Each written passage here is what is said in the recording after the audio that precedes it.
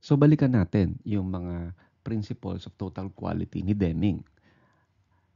Yung pang-sampu niyang principle, stop requesting improved productivity without providing methods to achieve it. Palitan ng slogans at inspirational posters ng konkretong mahakbang para sa patuloy na pagpapabuti or continual improvement. So, hindi empleyado ang kadalasang may problema. Kadalasan, ang sanhi ng mababang quality at productivity ay maling sistema ng pamamahala or management system. So, nakaka-frustrate para sa empleyado kapag sinasabihang magsipag kayo pero hindi binibigyan ng paraan para ito ay makamit. So, ang prinsipyong ito ni Deming, paalala sa lahat ng leader at manager sa inyo, huwag kayong magpataw ng mataas sa target o maglagay ng mga poster na kaya natin to kung wala naman tayong aktwal na ginagawa para tulungan ng ating mga empleyado. Ang tunay na pagbabago hindi nanggagaling sa motivational slogans, kung hindi sa mga konkretong aksyon. Pag-ayos ng proseso, pagbibigay ng tamang kagamitan, malinaw na trabaho at sapat na training. So meron kaugnay na teorya yan. At yan yung Herzberg's two-factor theory. So, ang teoryang ito, binuo ito ni Frederick Herzberg at pinapaliwanag kung bakit ang ilang bagay ay nakapagpapasaya sa mga empleyado. So, yun yung mga motivators. So, habang ang iba naman ay kailangan ayusin muna bago sila maging motivated. So, yun yung hygiene factors. Hygiene factors ha, hindi hygiene na magtututbrush, maliligo, hindi yun. So, yung motivators, yun yung nakapagpapasaya at nakapagpapataas ng performance. Tulad nung pagkilala sa galing, opportunity na umangat sa trabaho, mga makabuluhang gawain, pagkakataong matuto. So, yung mga hygiene factors, yan yung hindi direktang nagmo-motivate, pero kapag kulang, nakapagpapababa ng moral. So, ano yun? Yung mga sapat na kagamitan, maayos na working conditions, klarong proseso at sistema, yung security sa trabaho, hindi security guard yung security sa trabaho, yung hindi ka matatanggal kagad, maayos na pamumuno. Kung ang isang empleyado ay wala ng tools, laging kulang sa training at sabog ang sistema ng trabaho, paano mo pa siya mahikayat na maging mas productive? So, kailangan muna nating ayusin ang hygiene factors bago natin asahan ng motivation. For example, sa isang factory, huwag lang sabihing doblehin yung output. Bagkus, bigyan sila ng mas mabilis na makina. Ayusin ang layout ng workspace. Ituro yung tamang tactics. Sa isang call center, huwag lang sabihing dagdagan ng sinasagot na tawag. Bigyan sila ng updated na CRM system, yan, Customer Resource Management System. Malinaw na script, klarong coaching para mas mabilis yung call handling. So, ito yung pag-usapan nyo. Doon sa QCP, ano kaya yung mga hygiene factors doon sa workplace? Doon sa QCP ninyo, yung mga hygiene factors doon sa workplace na sa tingin ninyo kailangan ayusin muna bago makahataw yung mga nagtatrabaho doon o yung mga process owners doon. So kung babalikan natin ang mga nakaraang talakayan, lalo na nung pinag-usapan natin yung mga sanhi ng mura, muri at saka muda, ano yung lagi nating sinasabing solusyon, di ba? Yung pagiging sistematiko, di ba? Hindi systemic sistematiko. Magplano, gumawa, suriin, i-adjust yung proseso. Yan yung PDCA cycle. So pag sinabing plan, balikan lang ulit natin, refresher tayo, magplano kung paano isasagawa ang trabaho ng maayos at may quality. Dito natin tinutukoy yung ating goals, yung processes, at saka resources. So after nan, do. Isa katuparan yung plano. Sundan ito ng maayos. Siyempre, yung pinlano mo, sundan ng maayos at obserbahan ang ginagawa para makita kung effective yung plano. And then, check, susuriin yung resulta. May quality control ba? Nakaabot ba sa standard? Ano yung findings dun sa inspection? And then, saka yung act. So, kumilos batay sa mga natuklasan. Ayusin yung system kung may nakita tayong pagkukulang para sa susunod, mas maganda ang kalalabasan. So, kung naalala nyo, tinalakay natin nakaraan na talk time, di ba, nakaraang segment, at yung mga epekto nito, yung epekto ng hindi pagsunod dito tulad ng overburden, muri, or inconsistency, mura. Yung PDCA cycle ay isang paraan para maiwasan yung mga yon. So, dun sa phase na check at act, alam na natin kung may kailangan baguhin sa sistema bago pa ito lumala. So yung PDCA, hindi lang siya tool, mindset siya. Yung mindset na may laging puwang para sa pagpapabuti. So parang Kaizen, small improvements a day will result to big improvements tomorrow. So ngayon ating tatalakayin ang isa sa mga practical na application ng PDCA cycle at saka lean management principles. So kung naalala nyo, plan, do, check, act. Pero paano kung gusto nating makita, tukuyin, pagandahin mismo ang buong sistema ng paggawa natin ng produkto o serbisyo. Dito papasok ang isang mahalagang tool, ang value stream mapping. So we are going to bridge theory to action. Yung value stream mapping ay isang paraan ng paggawa ng visual story o yung visual na kwento sa kung paano dumadaloy ang value sa ating customer. Kung saan ito natitigil. Di ba? Hindi lang yung daloy, kung saan din ito natitigil. Ibig sabihin, ipinapakita ng value stream map, yung ng VSM, yung buong proseso, mula sa simula hanggang sa matapos. So kapag nakikita natin yung buong picture, parang causal loop diagram, mas madali nating naunawaan kung saan tayo kailangang mag-improve. So pag sinabing value, ito yung anumang bagay na handang bayaran o pahalagahan ng customer. Kung hindi siya willing bayaran, hindi yan value. Yung value stream, di ba? Daloy, di ba? Stream daloy. Lahat ng hakbang na kailangan para maihatid ang value sa customer. So, yung value stream model or yung VSM, hindi lang yung simpleng flowchart. Sa VSM or yung value stream mapping, hinahanap natin kung saan may delay, kung saan may bottleneck at saka yung muda. So, halimbawa, sa restaurant, paano ba yung value stream map niyan? Order, lulutuin, isa-serve hanggang magbayad. Okay, napakasimple. Sa software company, design, coding, testing, deployment.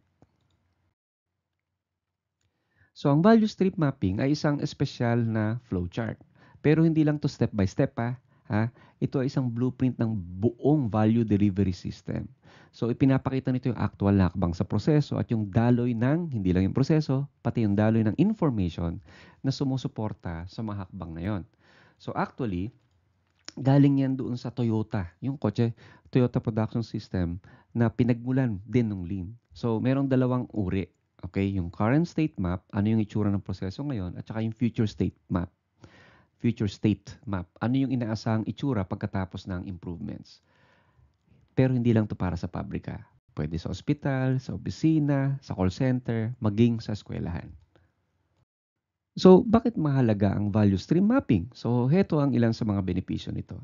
Unang-una, mabilis natin nakikita kung saan nahihinto o bumabagal ang trabaho. Halimbawa, isang tao lang ang nag-a-aproba ng forms. Kaya lahat ng papel, nagkakapatong-patong sa kanya. E paano kung magkasakit siya? Ano pa? Mas nababawasan ng oras bago makarating ang product sa customer. Ito ang tinatawag na lead time reduction. Lead time, keyword yan ha. At syempre, yung paborito natin, natatarget yung team mood waste. Natutukoy natin yung aksaya, yung transportation, inventory, motion, waiting and overproduction, overprocessing at saka defects. So sa value stream mapping, mabilis natin silang nakikita at matutukoy kung paano aalisin. And then, mas tuloy-tuloy ang daloy ng trabaho, walang siksikan, walang hintayan, mas efficient.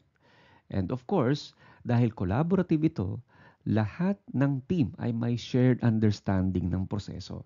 So, mas malinaw kung sino ang gumagawa ng ano at ba't niya ginagawa yon.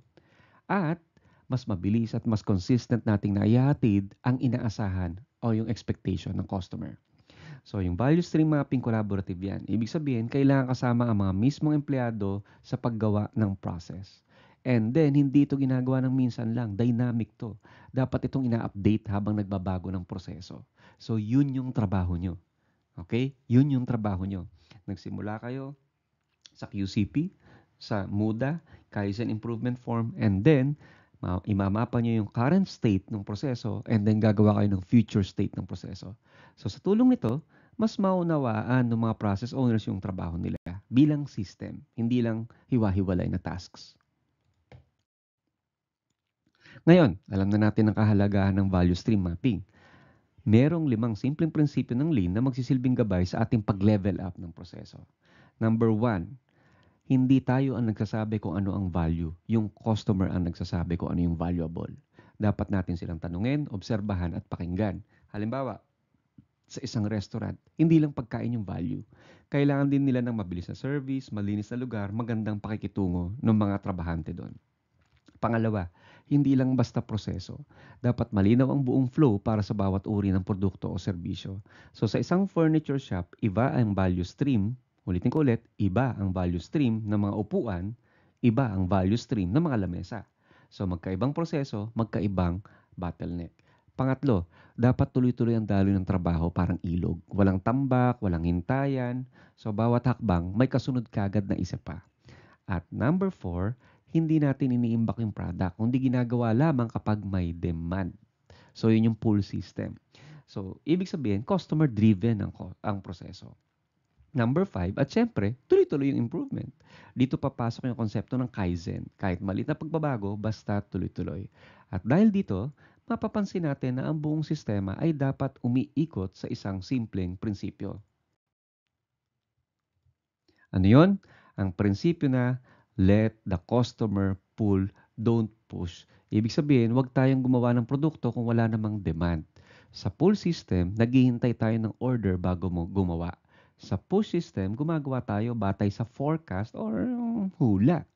So, madalas sanay tayo sa push system. Gagawa tayo ng products, pipilit nating ibenta, magdadasal tayo sipagan. Ang problema sa push system, may overproduction, excess inventory at saka waste.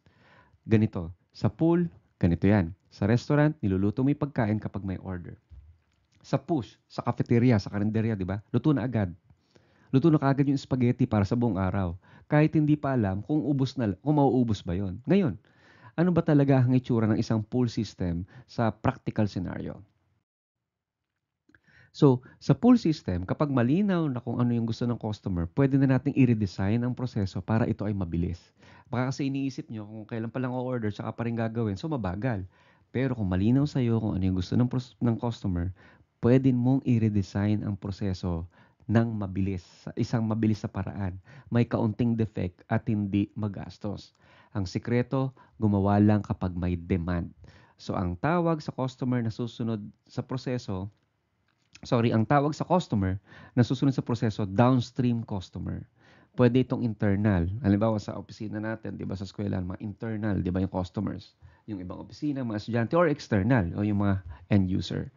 So, sa bookstore, let's say for example, umu-order ng libro sa publisher kapag may buyer. Sa software company, gumagawa ng bagong feature kapag may kailangan yung client. So, pero, ang tanong natin, hindi ba mas magastos ito kung lahat ay naka-customize at hindi mass produced? So ito ang madalas sa tanong, hindi ba mas mahal ang pool system?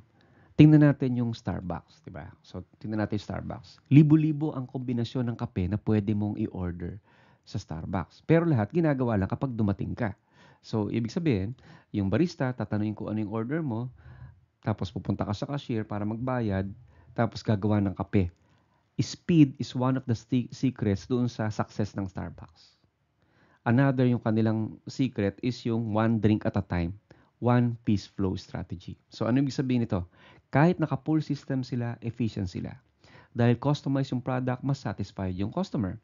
Sa kadalasan, mas nakakatipid pa dahil walang sobra, walang tapon. Sa madaling salita, hindi ito magastos, sa katunayan, mas matipid pa. Hindi totoo na mas magastos ang pool system. Bakit? Kasi mas mabilis ang proseso, walang tambak. Hindi gumagawa ng sobra, kaya walang sayang. At hindi na naghihintay ang product sa susunod na hakbang. So, ang nangyayari, mas maganda ang throughput o yung output kada oras. Mas kaunti ang WIP o yung work in process inventory. Mas mataas ang flexibility dahil madaling mag-adjust sa demand. So, ang pull system ay hindi lang tungkol sa pagtitipid. Ito ay tungkol sa pagiging mas smarte, mas responsive, at mas customer-centered sa ating operation. So, tanong ng marami, kung mabilis ang proseso, baka naman bumaba ang quality kasi nga sa dami ng ginagawa, baka hindi na napapansin ang mali. Sa traditional na mass production, malaking batch or sa traditional na push system, malaking batch ang ginagawa para makatipid. Diba? So, mas malaking batch, sabay-sabay, 1,000, 100 at a time. Pero ang problema, kapag may sira ang isa, malamang marami ang sira at mahirap balikan. So, halimbawa sa isang bakery, kung may batch ng 12 pandesal at mali yung sukat ng harina, o lahat ng isang dosena na yung sablay. So, ang mahalaga dyan, ang alternative dyan, one-piece flow. Parang Starbucks, one-piece flow. So sa Lean, mas pinapaboran yung maliit na batch o kahit one-piece flow. Ibig sabihin, isang produkto lang ang ginagawa at agad itong sinasagawa sa susunod na hakbang. So ganito, sa mass production, gagawa ng 500 t-shirts ng sabay. Tapos chinecheck ang quality pagkatapos ng lahat. Sa one-piece flow, gumagawa ng isang t-shirt, sinecheck agad at ina-adjust kung may mali. Kaya hindi na nauulit yung defect. So kaya nga, sa Lean, isa sa mga layunin ay bawasan ang laki ng batch. Hanggat maaari, gawin itong isa lang. So ang tawag dito ay one-piece strategy. One-piece strategy. At maraming benepisyo ito para sa quality, efficiency at moral na rin ng mga tao. So kapag maliit ang batch, mas madaling makita ang defect at ayusin bago pa lumala. Let's say, 5 yung depektibo sa 100 produkto. So ayos pa. Pero 50 sa 1,000, mas mahirap hanapin. Sige, hanapin mo ngayon yan. Mas mahal ang rework. Pangalawa, mas mabilis tayo makaka-adjust sa demand. Say, kung biglang naging in demand ng green t-shirt, mas mabilis mag-shift mula red papuntang green kung one-piece flow lang. Kasi wala kang overproduced, wala kang inventory na ipipilit mong ibenta lahat bago ka mag-produce kasi sayang yung pera. Walang hintuan ng trabaho, bawat station, tuloy-tuloy. So, isipin yung assembly line na parang relay, okay? Parang obstacle relay. Kung isa-isa lang ang dumadaan, walang bottleneck. Kaya mas kaunti ang produkto sa production floor, mas maluwag, mas maayos. Mas maliit na warehouse ang kailangan, ay good news yan para sa rent or storage cost. And then, it improves safety dahil less yung clutter, less yung risk. So, halimbawa sa construction, kung isang pader lang ang sabay na ginagawa, mas kontrolado ang galaw at mas ligtas. And dahil kita agad ang resulta ng trabaho, mas inspired ang mga tao. Halimbawa, kung isang feature lang kada sprint, kita agad ng mga developers yung impact. So, mas fulfilling. So, mas maliit ang kailangan stock, mas konti ang capital na katenga. Parang sa supermarket, kung paunti-unti ang order, mas sariwa ang product at mas maliit ang chance ng expired goods. So, sa halip na isipin na ang bilis ay kalaban ng quality, alalahanin natin na sa Lean, mabilis dahil maayos, hindi dahil minamadali. Magkaiba yun Sa Lean, mabilis dahil maayos, hindi dahil minamadali. At ang one-piece strategy ang susi dito. So, ngayong malinaw na kung paano nakakatulong ang one-piece flow sa pagpapabuti ng quality at productivity, ang susunod nating tanong ay, paano naman natin mapapabuti ang kabuang process mula sa simula hanggang dulo? Diyan papasok ang konsepto ng value chain. So, himayin natin. So, upang ma-optimize ang mga proseso sa loob ng value chain, kailangan natin pag-isipang mabuti ang bawat hakbang na ginagawa ng organization. Mula sa pagkuha ng raw materials, paggawa, marketing, hanggang sa paghatid ng product or serbisyo sa customer. So, yung value chain, parang relay race yan. Okay? So, hindi lang importante kung gaano kabilis tumakbo yung bawat runner. Kung hindi kung paano maayos na naipapasa yung baton doon sa susunod. So, kapag may sablay, edi isa lang ang sumablay, di ba? Apektado yung buong karera. So kaya, para magawa natin yon, ang pinaka-importanting prinsipyo ni Deming, drive out fear. Okay, drive out fear. So hindi pwedeng magtagumpay ang quality culture kung takot ang mga empleyado. Takot magtanong, takot magkamali, takot mapagalitan. Kapag ganito ang atmosphere, hindi lalabas ang potensyal ng tao. So gusto natin ng culture na nagtutulungan. Yung hindi nagkakatakutan. So ibig sabihin, hindi siya toxic. So kailangan merong trust, open communication, at hindi agad parusa ang una nating tugon kapag may issue. So, isa pang sagabal sa quality ay yung silo mentality. So, S-I-L-O. Yung silo mentality, yan yung bawat department, parang iniisip nila, kanya-kanyang isla, kanya-kanyang teritoryo. So, yung mindset yan na basta okay na ako sa department ko, bahala na sila. Yan yung kalaban ng collaboration. So, kailangan natin pagsamasamahin ng kaalaman at yung strength ng bawat department. So, para siyang cross-functional teams. Cross-functional teams. So, pag ang approach natin is cross-functional, mas napapabilis yung coordination, nababawasan ng errors at mas effective tayo nakapagpapadeliver ng value. So, merong coordination based on the common organizational goals. At syempre, para mangyari yon, ang kailangan nating gawin ay tanggalin yung hadlang. Tanggalin yung hadlang sa pagiging proud ng empleyado sa kanyang trabaho. So, yung mga performance evaluation na nakabatay lang sa quota of subjective trait, tanggalin na yon. Tandaan natin yung Goodhart's Law. Kapag naging target ang isang measure, titigil na to sa pagiging effective na sukatan. Tandaan din natin sinabi ni Campbell, di ba? Doon sa mga nauna nating segments, kapag may incentive sa isang sukatan, lulukohin lang ng mga tao, babaluktutin yun para lang maabot yung target. So, dapat i-redesign natin ang appraisal system para i-reward yung quality, teamwork at tunay na improvement. At di sapat na marunong lang ang empleyado sa kanyang kasalukuyang trabaho. Kailangan tuloy-tuloy ang learning, lalo na sa quality tools, collaboration, skills at mindset. So gaya ng kasabihan, if you think education is expensive, try ignorance. Okay? So mas mahal ang pagkakamali kaysa sa training. And of course, saan magsisimula lahat 'yan? Kung gusto mong umiral ng quality culture, kailangan ng malinaw na commitment mula sa taas, mula sa mga bossing. So, hindi lang ito tungkol sa pag-uutos ha. Kailangan ng inspiration, ng suporta, at ng sistema na itinataguyod yung 13 pang prinsipyo. Kailan tinataguyod? Araw-araw. Ibig sabihin, pati structure at policies ng company, ng organization, dapat aligned sa quality goals.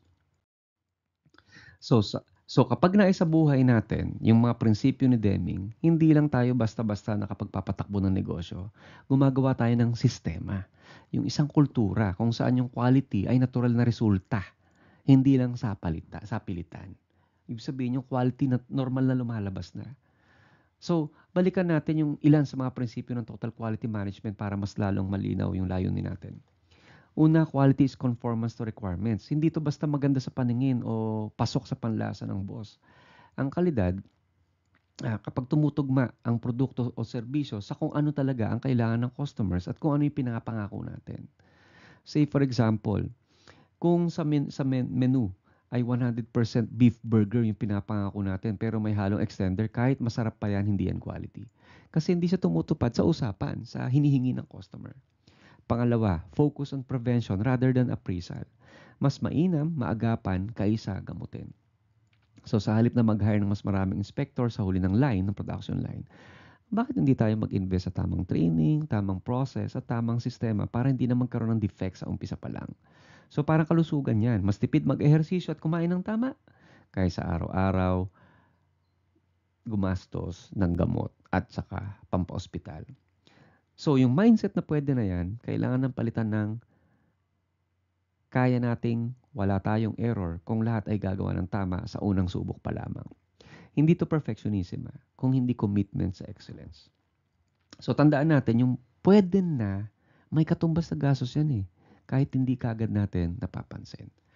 At pag pumalpak ang quality, hindi lang cost of rework ang kalaban. Maaring mawala ang tiwala ng customer, masira ang brand at mauwi sa legal issues. So may mga kumpanya na nalugi dahil sa isang malaking product failure. Yung mga airbags, gatas, gamot at iba pa. So kaya pagka sinusunod natin yung mga prinsipyo ni Deming, hindi lang tayo nag-i-improve ng product, pinapalakas din natin ang tiwala sa organization natin. Pero teka lang, paano nga ba natin masisimulan ang lahat ng to? Ang ganda pakinggan ng mga principles ni Deming, pero saan tayo magsisimula? Ang tanong, babalikan natin yung pinag-usapan natin kanina sa pag-identify ng value stream. Yung mismong daloy ng trabaho kung saan gumagalaw ang produkto o serbisyo. Mula umpisa hanggang makarating sa customer. So sa pag-identify ng value stream, yung mismong daloy na yon, aalamin natin para makita natin kung saan may problema at malaman natin kung saan nilalapat yung improvement. At yan, yung pag-unawa sa value stream, ginagawa na natin yan simula learning episode number 2, 3. Okay? Yung karoon kayo ng muda, di ba? Yung in-identify niyo yung muda, yung nag-gemba kayo, di ba? Inaral yung QCP, halos nagba-value stream mapping kayo. So again, yung value stream, yan yung kabuang daloy ng product, service, or information mula sa raw material, papunta sa proseso, hanggang sa customer. Kasama rito yung bawat tao, bawat makina, bawat dokumento at desisyon na involved. So, mahalaga to kasi makikita natin kung saan nagtatagal yung process.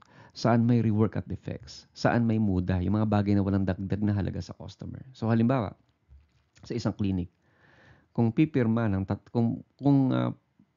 kung papirma ng 3 tao bago makuha yung reseta. O, di ba? Kung pwede, isa na lang. So, hindi naman nakadagdag ng value yung daming pirma. So, parang sa mga ano lang yan, di ba? Sa mga opisina ng gobyerno, hingi ka ng ID para sa bagong ID.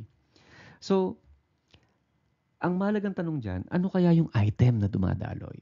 Okay? Kanino siya nagdadala ng value? Anong steps ang pwedeng tanggalin, baguhin o improve? Dito nagsisimula yung tunay na proseso ng continuous improvement. So alamin nyo kung ano yung nagfo-flow doon sa value stream, yung mga items na nagfo-flow doon sa value streams. So kung para lubos natin maunawaan yung value stream mapping, unahin natin talakayin kung ano nga ba yung mga items na dumadaloy sa ating value stream.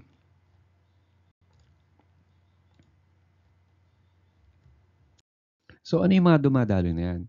Sa paggawa ng value stream map, mahalaga na malinaw natin matukoy kung ano yung mga items na dumadaloy sa ating value stream. So yung items na to, maaaring iba-iba yan, unique yan, depende sa uri ng ating negosyo. Pero bago tayo magbigay ng mga halimbawa, balikan muna natin kung ano ibig sabihin ng value stream. Value stream, buong proseso ng paglikha at paghati ng produkto o serbisyo sa customer. Kabilang dito lahat ng akbang, raw materials, production at paggawa, inspection, transportation hanggang sa maihatid to sa customer. Sa bawat akbang, may ginagawa tayong pagbabago, may dinadagdag tayong halaga. At doon natin sinusundan yung item. So, yung pagtukoy sa kung ano yung item na sinusundan ay critical. Kasi yun yung magiging batayan ng ating analysis. Yan yung entity na dadaan sa lahat ng hakbang sa proseso.